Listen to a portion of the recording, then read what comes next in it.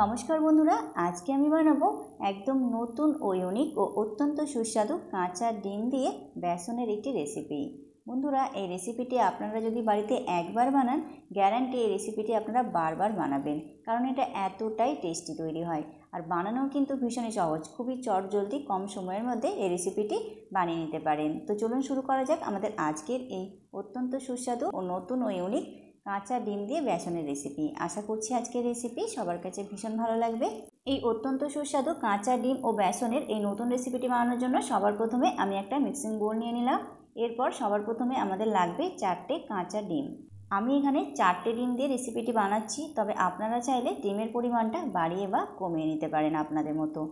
তো 4টে ডিম প্রথমে আমি নিয়ে নিলাম একটা মিক্সিং বোলের মধ্যে। এরপর দেখুন, এখানে একটা বড় চামচের মধ্যে আমি নিয়ে নিয়েছি 1 চামচ পরিমাণ বেসন। বেসনের পরিমাণটা খুব বেশি দেওয়ার কিন্তু প্রয়োজন নেই, এইরকমই পরিমাণটা দিতে হবে। তো সমস্ত বেসনটা আমি ডিমের ওপরে দিয়ে দিলাম। এরপর দিয়ে দিচ্ছি 1/2 টিস্পুন পরিমাণ মতো চিলি ফ্লেক্স, আর দিয়ে দিচ্ছি একদমই সামান্য 1/4 টিস্পুন মতো লবণ। বন্ধুরা, এটা যেহেতু ডিম, আর ডিমের মধ্যে কিন্তু লবণের পরিমাণ একদমই অল্প দিতে হয়, তাই লবণটা কিন্তু অল্প পরিমাণ দিতে হবে। এরপর নিয়ে নিয়েছি সামান্য একটু ধনেপাতা কুচি। এরপর একটা হুইস্কের সাহায্যে খুব ভালো করে সমস্ত উপকরণগুলো ডিমের সাথে ভালোভাবে মিশিয়ে নিতে হবে। বন্ধুরা, এটা একটু সময় নিয়ে মেশাতে হবে, যতক্ষণ না বেসনটা ডিমের সাথে পুরোপুরি মিশে যাচ্ছে ততক্ষণ পর্যন্ত এটা খুব ভালো করে মিশিয়ে নিতে হবে। আর যদি আপনাদের বাড়িতে হুইস্ক না থাকে তাহলে আপনারা কাঁটা চামচের সাহায্যে কিন্তু এটা মিশিয়ে নিতে পারেন।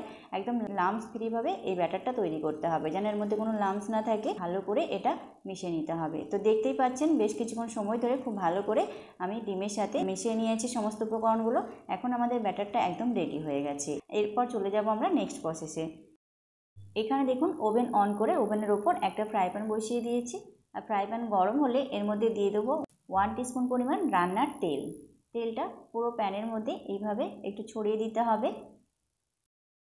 তেল ভালো মতো গরম হলে এরপর দেখুন, আমরা যে ডিমের ব্যাটারটা তৈরি করে রেখেছিলাম সেই ব্যাটারের মধ্যে থেকে এরকমভাবে অল্প অল্প করে চামচের সাহায্যে অল্প অল্প করে নিয়ে এইভাবে প্যানের মধ্যে দিয়ে দিতে হবে। সমস্ত ব্যাটারটা কিন্তু আমরা একবারে দেব না, প্রথমে আমরা অর্ধেকটা এইভাবে প্যানের মধ্যে অল্প অল্প করে চামচের সাহায্যে এইভাবে দিয়ে দেব। এরপর একটা চামচে করে এইভাবে একটু প্লেন করে নিতে হবে এটা। এখন কয়েক সেকেন্ড অপেক্ষা করব। তো দেখতেই পাচ্ছেন ডিমটা এখন সামান্য একটু ভাজা হয়েছে, পুরোপুরি কিন্তু ভাজা হয়নি। ডিমটা একটু কাঁচা থাকবে, ঠিক এই অবস্থায় এইভাবে স্প্যাচুলা দিয়ে এটা ফোল্ড করে নিতে হবে। তো ইজিলি ফোল্ড হয়ে যাচ্ছে, দেখতেই পাচ্ছেন। এটা মাথায় রাখতে হবে আমাদের, ডিমটা কিন্তু খুব বেশি ভাজা যাবে না, ডিমটা অল্প কাঁচা অবস্থায় কিন্তু এটা ফোল্ড করে নিতে হবে। ডিমটা যদি পুরোপুরি ভাজা হয়ে যায় তাহলে কিন্তু এটা ফোল্ড হতে বেশ অসুবিধা হবে, তখন কিন্তু ভালোভাবে ফোল্ড করা যাবে না। তো এরকম অল্প কাঁচা অবস্থায় এটা ফোল্ড করে নিতে হবে। তো দেখতেই পাচ্ছেন কত ইজিলি ফোল্ড হয়ে যাচ্ছে, একদমই কিন্তু অসুবিধা হয় না, খুব ইজিলি এটা ফোল্ড হয়ে যায়। তো এখন উল্টে পাল্টে খুব ভালো করে এটা ভেজে নিতে হবে। তো ভেজে নিয়েছি খুব সুন্দর করে। এখন এইবার স্প্যাচুলা দিয়ে এইভাবে এটা ছোট ছোট পিস করে কেটে নিচ্ছি আমি। আপনারা আপনাদের পছন্দ মতো ছোট অথবা বড় করে আপনারা এই পিসগুলো কেটে নিতে পারেন। আমি এখানে একটু ছোট ছোট পিস করে কেটে নিচ্ছি ডিমের পিসগুলো। আর কত ইজিলি কাটা হয়ে যাচ্ছে, একদমই কিন্তু সহজ বন্ধুরা, খুবই ইজিলি এগুলো তৈরি হয়ে যায়। দেখতেই পাচ্ছেন কত ইজিলি তৈরি হয়ে যাচ্ছে। তো সমস্ত পিসগুলোই আমি একই রকমভাবে ছোট ছোট পিস করে কেটে নিয়েছি। আমি ডিমের পিসগুলো সামনের থেকে তুলে দেখাচ্ছি আপনাদেরকে, দেখতেই পাচ্ছেন কত সুন্দরভাবে পিসগুলো তৈরি হয়েছে, আর লেয়ার্সগুলো কত সুন্দরভাবে তৈরি হয়েছে। তা এখন সমস্ত ডিমের পিসগুলো আমি এক এক করে একটা পাত্রের মধ্যে তুলে নিচ্ছি। তো এখানে দেখুন সমস্ত ডিমের পিসগুলো আমি তুলে নিয়েছি। এরপর আবারও প্যানের মধ্যে 1 টিস্পুন পরিমাণ তেল দিয়ে দিলাম, আর তেলটা খুব ভালোভাবে প্যানের মধ্যে ছড়িয়ে নিয়েছি। এখন ডিমের যে ব্যাটারের অর্ধেকটা ছিল সেই অর্ধেক ব্যাটারটা পুরোটাই এইভাবে চামচে করে নিয়ে এইভাবে প্যানের মধ্যে দিয়ে দিতে হবে। সম্পূর্ণ প্যানটাই খুব ভালো করে এটা এইভাবে ছড়িয়ে এটা দিতে হবে। তো ডিমটা অল্প একটু ভাজা হয়ে গেলে একই রকমভাবে স্প্যাচুলা দিয়ে এইভাবে ফোল্ড করে নিতে হবে ডিমটা। বন্ধুরা, আবারও বলছি, ডিমটা কিন্তু পুরোপুরি ভাজা যাবে না, অল্প কাঁচা অবস্থায় কিন্তু এইভাবে ডিমটা ফোল্ড করে নিতে হবে। তো একই রকমভাবে ফোল্ড করে উল্টে পাল্টে এটা ভেজে নিচ্ছি। তো একই রকমভাবে ছোট ছোট পিস করে আমি এই ডিমটাও কেটে নিচ্ছি। বন্ধুরা, খুবই ইজিলি তৈরি হয়ে যাচ্ছে, দেখতেই পাচ্ছেন খুবই ইজিলি এগুলো তৈরি হয়ে যায়, খেতেও কিন্তু অসাধারণ লাগে। তো সমস্ত ডিমগুলোই আমি একই রকমভাবে কেটে নিয়েছি। ডিমগুলো এখন একটা পাত্রে তুলে নিচ্ছি আমি। তো একই রকমভাবে সমস্ত ডিমগুলো আমার ভাজা হয়ে গেছে, আর এই সমস্ত পিসগুলো আমাদের এখন একেবারে রেডি হয়ে গেছে। তো দেখতেই পাচ্ছেন বন্ধুরা, সমস্ত ডিমের পিসগুলো কত সুন্দরভাবে আমাদের তৈরি হয়েছে, একদম পারফেক্টভাবে তৈরি হয়েছে, আর লেয়ারসগুলো কত সুন্দর লাগছে দেখতে। বন্ধুরা এখন এইগুলো আপনারা এমনিতেও খেতে পারেন স্ন্যাক্স হিসাবে, অথবা বাচ্চাদেরকেও দিতে পারেন, খেতে কিন্তু খুবই ভালো লাগে, দারুণ টেস্টি লাগে। তো এখন আমাদের এগুলো একদম পারফেক্টভাবে রেডি। এরপর আমরা এগুলো রান্না করে নেব। তার জন্য ওভেন অন করে ওভেনের উপর একটা কড়াই বসিয়ে দিয়েছি, আর কড়াই গরম হলে কড়াইয়ের মধ্যে দিয়ে দেবো 2 টেবিল স্পুন পরিমাণ রান্নার তেল। তেলের পরিমাণটা আপনারা আপনাদের মতো কমিয়ে বা বাড়িয়ে নেবেন।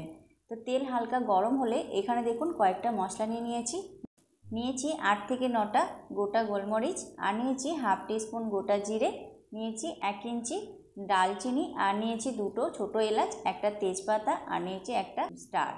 এরপর সমস্ত মশলাগুলো তেলের মধ্যে দিয়ে কয়েক সেকেন্ড মতো এটা ভেজে নিতে হবে। এরপর এখানে দেখুন নিয়েছি 2টো মিডিয়াম সাইজের পেঁয়াজ, আর পেঁয়াজটা এরকমভাবে ছোটো ছোটো পিস করে ফাইনালি আমি কেটে নিয়েছি। তো খুব ভালো করে পেঁয়াজটা এখন ভালোভাবে ভেজে নেব। খুব বেশি ভাজার কিন্তু দরকার নেই, মোটামুটি পেঁয়াজটা হালকা সফট হওয়া পর্যন্ত ভেজে নিতে হবে। তো প্রায় 2 মিনিট মতো খুব ভালো করে পেঁয়াজটা আমি ভেজে নিয়েছি। পেঁয়াজটা এখন নরম হয়ে গেছে আর হালকা একটু ব্রাউন হয়ে গেছে। পেঁয়াজটা আমাদের এখন ভাজা পুরোপুরি কমপ্লিট। এরপর এর মধ্যে দিয়ে দেবো 1 টেবিল স্পুন পরিমাণ আদা রসুনের পেস্ট। আমি আদা রসুনটা কিন্তু খুব ফাইনলি পেস্ট করিনি, একটু কোয়াশভাবে পেস্ট করে নিয়েছি, তবে আপনারা চাইলে ফাইনলিও পেস্ট তৈরি করে নিতে পারেন। তো খুব ভালো করে 2 মিনিট মতো এটা ভালো করে ভেজে নিতে হবে। এই পেঁয়াজ রসুনের কাঁচা স্মেলটা চলে যাওয়া পর্যন্ত এটা ভেজে নিতে হবে ভালো করে। তো পেঁয়াজ রসুনটা ভাজা হয়ে গেলে এখানে দেখুন নিয়েছি 2টো ছোটো সাইজের টমেটো, আর টমেটোটা আমি এরকম লম্বা লম্বা পিস করে কেটে নিয়েছি। আপনারা চাইলে কিন্তু ছোটো ছোটো পিস করেও কেটে নিতে পারেন, তবে এই রেসিপিতে টমেটোটা এরকম লম্বা লম্বা পিস করে কেটে দিলে এই রেসিপিটার টেস্টটা কিন্তু অনেক বেশি ভালো হয়। তো চেষ্টা করবেন এইভাবেই কেটে দিতে, তবে অবশ্যই কিন্তু ছোটো করেও কেটে নিতে পারেন। এরপর টমেটোটা 2 মিনিট মতো এভাবে মিশিয়ে ভেজে নেব। খুব বেশি ভাজার কিন্তু দরকার নেই, মোটামুটি 2 মিনিট সময় ধরে টমেটোটা ভেজে নিতে হবে। তো খুব ভালো করে টমেটোটা ভেজে নিয়েছি, আর টমেটোর মধ্যে যে এক্সট্রা জল আছে সেটা কিন্তু বেরিয়ে গেছে। এরপর এর মধ্যে দিয়ে দেবো হাফ টিস্পুন পরিমাণ লঙ্কা গুঁড়ো, আর দিয়ে দিচ্ছি হাফ টিস্পুন পরিমাণ ধনিয়া গুঁড়ো, আর দিয়ে দিচ্ছি 1/4 টিস্পুন পরিমাণ হলুদ গুঁড়ো। হলুদ গুঁড়োর পরিমাণটা একদম সামান্য দিতে হবে, আর দিয়ে দিচ্ছি 1/4 টিস্পুন পরিমাণ গরম মশলা গুঁড়ো। সমস্ত মশলা এরপর খুব ভালো করে মিশিয়ে ভেজে নিতে হবে, কিছুক্ষণ মশলাটা কষিয়ে নিতে হবে। এই সময় ফ্লেমটা লো করে দিতে হবে, তা না হলে কিন্তু মশলাটা পুড়ে যেতে পারে। যেহেতু এর মধ্যে জল দিইনি, টমেটোর মধ্যে থাকা যে এক্সট্রা জল আছে তাতেই কিন্তু আমাদের মশলাটা খুব সুন্দরভাবে কষানো হয়ে যাবে, জল দেওয়ার কিন্তু কোনো প্রয়োজন নেই। তো খুব সুন্দরভাবে মশলাটা 2 মিনিট মতো ভালোভাবে কষিয়ে নিয়েছি। এখানে দেখুন নিয়েছি 1/4 কাপ পরিমাণ মটরশুঁটি। বন্ধুরা মটরশুঁটিটা একদমই অপশনাল, আপনারা চাইলে এটা স্কিপ করতে পারেন, তবে দিলে কিন্তু এই টেস্টটা খুব ভালো হয়, তার জন্য দিলাম। তো খুব ভালো করে মটরশুঁটিটাও 2 মিনিট মতো এইভাবে ভালোভাবে মশলার সাথে মিশিয়ে একটু এইভাবে ভেজে নেব। তো 2 মিনিট মতো খুব ভালো করে মটরশুঁটিটা মশলার সাথে মিশিয়ে আমি ভেজে নিয়েছি। এখন এর মধ্যে দিয়ে দেবো হাফ গ্লাসের থেকেও কম পরিমাণ গরম জল। বন্ধুরা জলটা কিন্তু গরম দিতে হবে, ঠান্ডা জল কিন্তু এর মধ্যে দেবেন না। খুব ভালো করে মশলার সাথে এভাবে একটু মিশিয়ে নিচ্ছি। এখন একটা ঢাকনা দিয়ে ঢেকে এটা 5 থেকে 6 মিনিট সময় ধরে লো ফ্লেমে রেখে দেবো মশলাটা কষিয়ে নেওয়ার জন্য। তো ফিরে আসলাম প্রায় 5 মিনিট পর, ঢাকনাটা খুলে নিচ্ছি। দেখতেই পাচ্ছেন মশলাটা কত সুন্দরভাবে কষানো হয়ে গেছে, আর তেলটা কিন্তু রিলিজ করতে শুরু করেছে। তো দেখতেই পাচ্ছেন বন্ধুরা মশলার কালারটা কত সুন্দর এসেছে। বন্ধুরা আমরা জানি যে কোনো রেসিপি বানাতে গেলে মশলাটা কিন্তু খুব সুন্দরভাবে কষিয়ে নিতে হয়।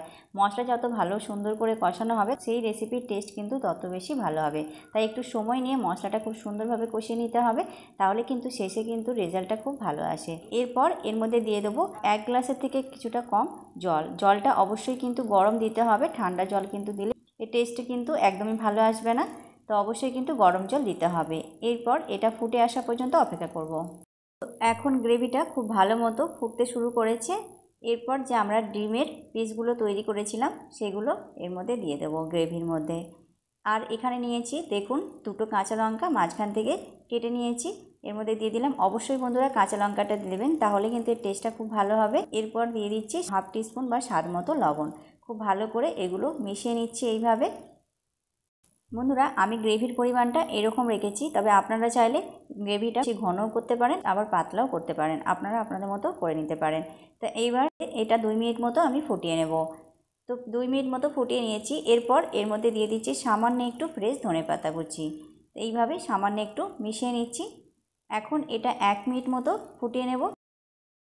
1 মিনিট মতো খুব ভালো করে ফুটিয়ে নিয়েছি। এখন আমাদের এই অত্যন্ত সুস্বাদু কাঁচা ডিম ও বেসনের এই নতুন ও ইউনিক রেসিপি একদম রেডি হয়ে গেছে। এখন আমরা ফ্লেমটা অফ করে এটা নামিয়ে নেব। দেখতেই পাচ্ছেন বন্ধুরা কতটা সুন্দর লাগছে দেখতে, আর কালারটা কত সুন্দর এসেছে। এখন এবার এটা সার্ভ করার জন্য একদম রেডি। এখন আমাদের এই অত্যন্ত সুস্বাদু একদম নতুন ও ইউনিক কাঁচা ডিম ও বেসনের রেসিপিটি একটা পাত্রে সার্ভ করে নিচ্ছি। বন্ধুরা দেখতেই পাচ্ছেন কালারটা কত ভালো লাগছে আর দেখতে কতটা ভালো লাগছে রেসিপিটা, খেতেও কিন্তু অসাধারণ স্বাদে তৈরি হয়। এটা আপনারা ভাত, রুটি, পরোটার সাথে খেতে পারবেন, সব কিছুর সাথেই খেতে খুবই অসাধারণ লাগে। তো বানানোও কত সহজ, দেখতেই পেলেন কত ইজিলি অল্প সময়ের মধ্যে তৈরি হয়ে গেল, আর এর স্বাদও অসাধারণ তৈরি হয়।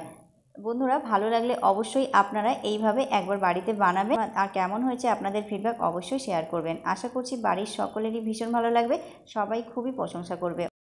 খুবই ইজি একটা রেসিপি, বানাতেও বেশি সময় লাগে না, খুবই চটজলদি অল্প সময়ের মধ্যে বানিয়ে নিতে পারবেন। তা আমি রিকোয়েস্ট করব বন্ধুরা ভালো লাগলে অবশ্যই একবার বাড়িতে বানাবেন, আপনাদের ভীষণই ভালো লাগবে।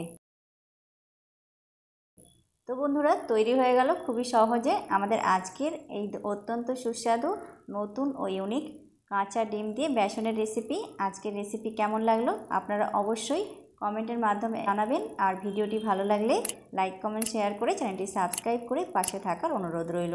তো আজ এই পর্যন্ত, আজ এখানেই বিদায় নেব। আবারও দেখা হবে আগামী পর্বে নতুন একটা ভিডিও নিয়ে। তো ততক্ষণ পর্যন্ত আপনারা খুব ভালো থাকবেন, সুস্থ থাকবেন। Tata, bye bye.